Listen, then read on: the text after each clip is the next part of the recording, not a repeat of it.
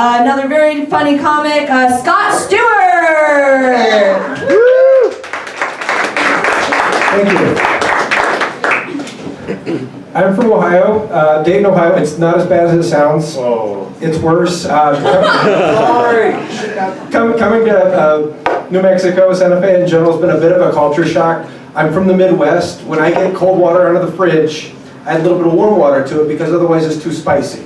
I don't know what the state motto is here, but it should be, even fucking breakfast is spicy. And I'll tell you something else. If you're from Ohio and you go to a restaurant, and the restaurant has a Spanish name, and your waiter has a Spanish name, and if you ask them if something is spicy, they're gonna lie. They're gonna lie. It was spicy.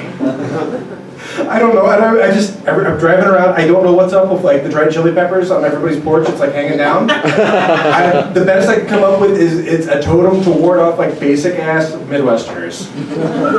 It just keeps us off the porch. No, we're not going there. I mean, you guys even have it on the license plates. You guys have it on the license plates. They're just like, back off, dude. Back off. We will light you up like Christmas, and that's why the peppers are red and green.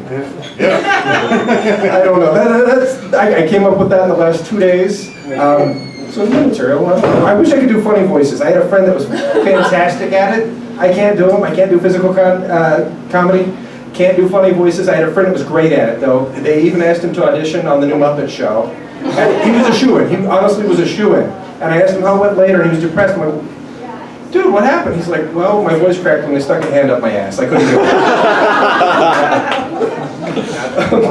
I don't know. I mean, that's bad. I can do dirty humor, but I'm terrible at dirty talk.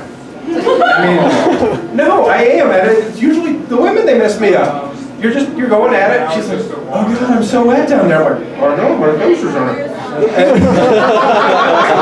Every once in a while, they'll get a wild notion, and they'll whisper something crazier in your ear, and you just have to stop it. Like, wait, call me naive and kind of a prude, but doesn't poop come out of there? I mean, what do you want me to do with that? And then they ask me to talk dirty, and it's even worse, because just say something filthy to me, it'll be kinky. I'm like, okay, I want you to stand on your head and do the splits, and I'm going to use you like a drinking fountain. Ew, you want me to drink pee? No, I just need somewhere to spit my gum out.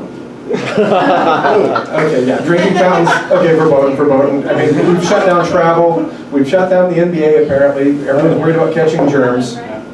I got in trouble a couple weeks ago. I was on a business trip, and I came back, and before I even got back, she knew that I'd been to a massage parlor. And she said, how could you? And I said, 500-mile rule. And she said, Indianapolis isn't 500 miles from Dayton. And I said, well, I'm terrible at math. How could you?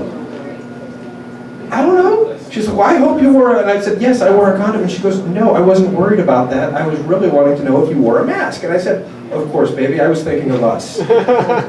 It was easier than trying to explain to her that I have this fetish of being molested by a dental hygienist. No, I'm serious. I mean, you haven't lived till you've had a pretty lady with a rubber glove reach a hand all the way in your mouth and just, you know?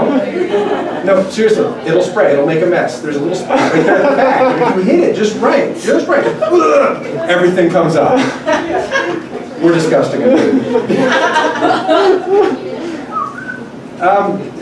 Let's clean things up a little bit. My brother, he's a dentist.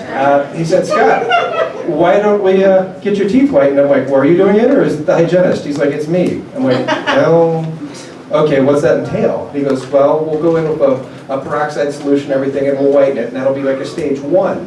I'm like, well, we can give that a try. So he did it. They put the tray in there and everything else, and it doesn't taste good.